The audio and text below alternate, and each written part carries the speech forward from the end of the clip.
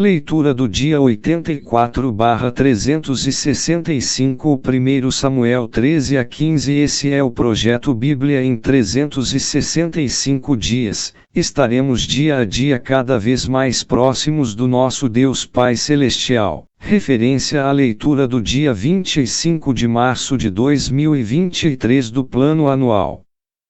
1 Samuel 13. Jonatas atacou e destruiu o povo filisteu, mas Saul levou todo o crédito. Embora fizesse parte daquela cultura, isto não tornou correta a sua atitude. O crescente orgulho do rei começou pequeno, tomando o crédito de uma batalha ganha por seu filho. Incontido e desenfreado, seu orgulho tomou-se séria obsessão, isto o destruiu, despedaçou sua família e ameaçou o bem-estar da nação. Tomar o crédito pelas realizações dos outros indica que o orgulho controla sua vida. Quando você notar que a soberba o domina, tome providências imediatas para exterminá-la e dê o crédito àqueles que o merecem. Quando esquecemos os que estão ao nosso lado ou enxergamos apenas nossos próprios recursos, tendemos a entrar em pânico ao enfrentarmos as oposições.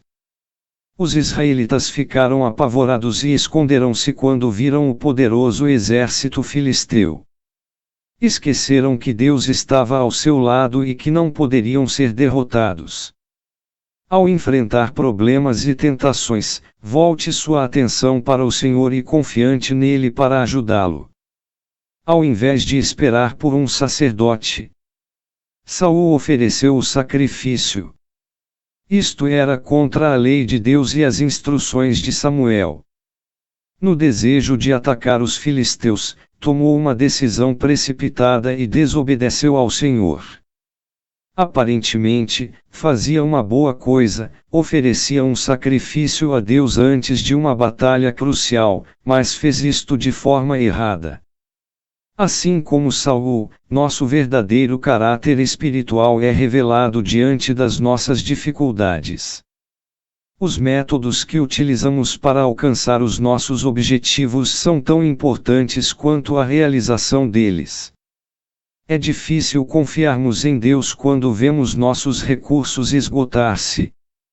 Quando Saul percebeu que o tempo estava limitado, ficou impaciente com a contagem regressiva do Senhor. Ao pensar que a cerimônia era tudo o que precisava, substituiu a fé em Deus pelo sacrifício de um animal.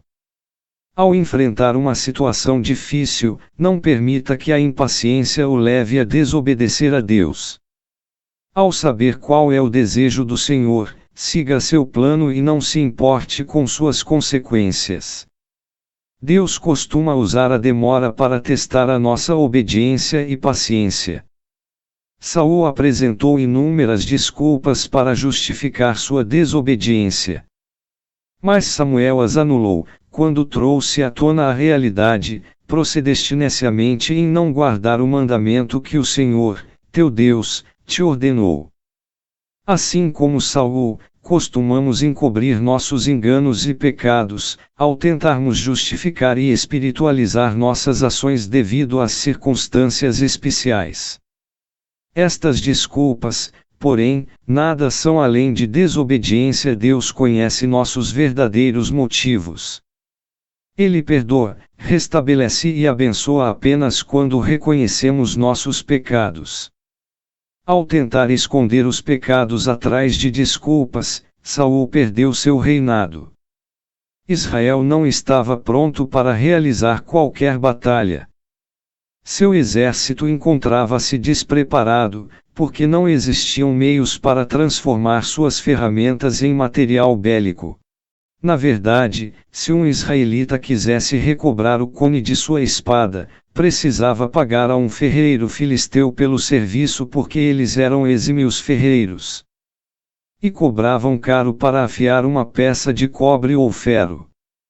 Seu rígido controle de qualidade, aliado aos seus repentinos ataques, desmoralizava os israelitas e os mantinha em sujeição. Devido a esta superioridade, os israelitas estavam em grande desvantagem. como poderiam derrotar seus opressores? Só com a ajuda de Deus. O Senhor queria dar a vitória a Israel sem espada, para que reconhecessem sua verdadeira fonte de poder. A bravura de Jonatas, filho de Saul, deixou o acampamento em Gibeá e foi secretamente ao acampamento filisteu que estava em Micmas. Com a ajuda de Deus, Jonatas e seu pajem de armas surpreenderam os filisteus, que entraram em pânico e começaram a matar uns aos outros. O exército de Saul ouviu o tumulto e perseguiu os filisteus até Bet-Aven e Aijalon. 1 Samuel 14. Jonatas, filho de Saul, liderou um ataque surpresa contra os filisteus. O grande ímpeto de Jonatas foi motivado por sua fé, ele creu que o Senhor estaria adiante dele e daria vitória. Sua fé era sadia e firme, o que se vê nas palavras ditas ao seu servo, reconhecendo que para Deus, tanto faz conceder vitória com grandes estruturas ou com poucas. De qualquer forma, como um homem espiritual deve ser, ele pediu um sinal ao Senhor com o propósito de conhecer sua vontade. Jonatas queria ter certeza de que Deus aprovava sua investida. Sua atitude não era motivada por ganância ou orgulho, ele queria ver a glória de Deus e contá-la ao povo. Tendo recebido o sinal positivo, Jonatas atacou os filisteus, levando apenas seu pajem, assistente, consigo, e conquistou grande vitória contra a guarnição dos filisteus. A atitude de Jonatas deve nos inspirar a crer que através de nós, o Senhor Deus deseja fazer grandes coisas. Não havia ninguém o encorajando, o próprio Deus não falou com ele. Sua atitude foi baseada no que ele sabia que o Senhor era capaz de fazer, e quando Deus confirmou sua atitude, ele agiu sem hesitar. Que haja em nós essa mesma confiança, porque agindo assim, veremos grandes feitos do Senhor em nossa vida. 1 Samuel 15. Porque Deus comandou essa absoluta destruição. Os amalequitas eram um povo composto de guerrilheiros terroristas. Atacavam as nações vizinhas e apossavam-se de suas riquezas e famílias. Foram os primeiros a dominar os israelitas ao entrarem em Canaã e invadiam seus campos constantemente. Deus sabia que seu povo nunca viveria em paz na terra enquanto os amalequitas existissem. Também compreendia que suas corruptas práticas idolátricas ameaçavam o relacionamento de Israel com ele. O único meio para proteger os israelitas era destruir completamente o povo desta nação bélica e todas as suas posses, inclusive seus ídolos. Saul e seus homens não destruíram todo o despojo de guerra como Deus ordenara.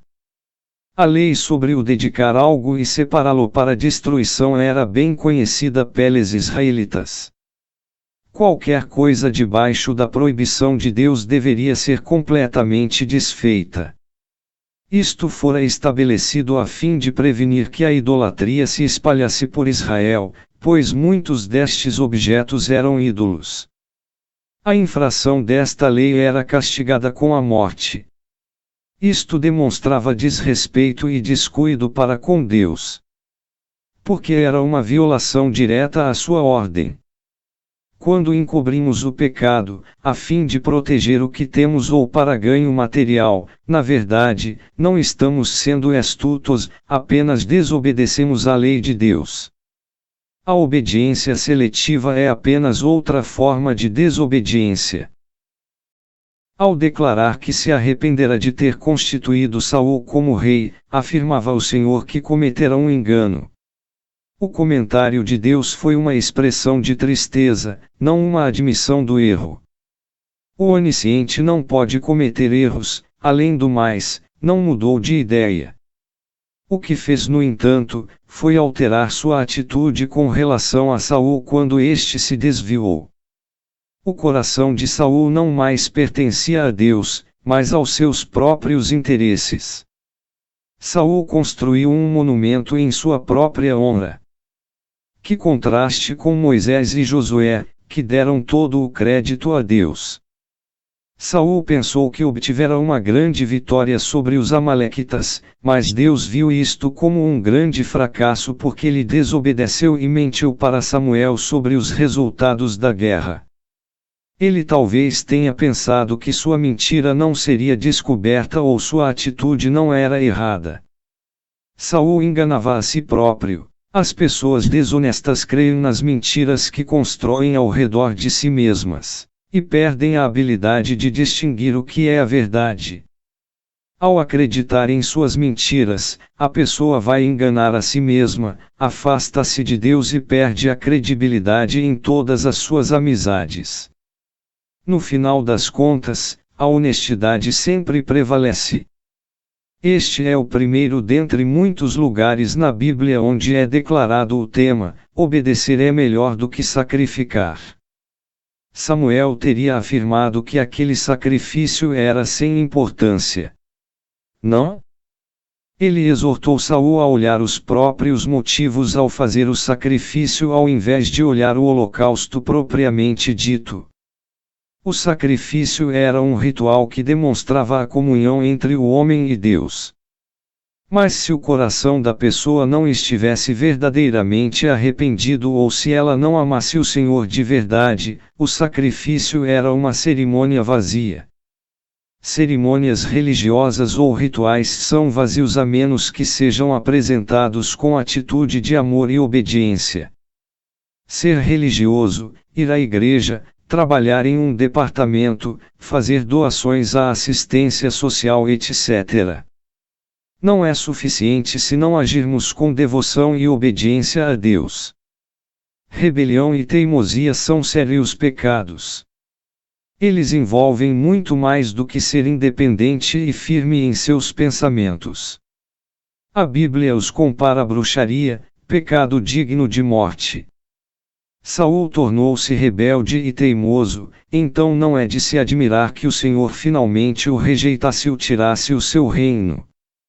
A rebelião contra Deus talvez seja o pecado mais sério de todos porque, ao se rebelar, a pessoa fecha a porta para o perdão e a restauração com o Senhor. As desculpas de Saul terminaram. Era o momento do ajuste de contas. Deus não o rejeitava como pessoa, ele poderia ainda buscar perdão e restaurar sua comunhão com o Senhor, mas era muito tarde para conseguir seu reino de volta. Se você não age com responsabilidade com o que Deus entrega em suas mãos, eventualmente suas desculpas terminarão. Um dia teremos que responder por nossas ações diante do Senhor. Saul estava mais preocupado com o que os outros pensariam dele do que com a condição de sua comunhão com Deus. Implorou que Samuel fosse com ele para adorar como uma demonstração pública que o profeta o apoiava. Se o homem de Deus tivesse se recusado, o povo provavelmente teria perdido toda a confiança no rei.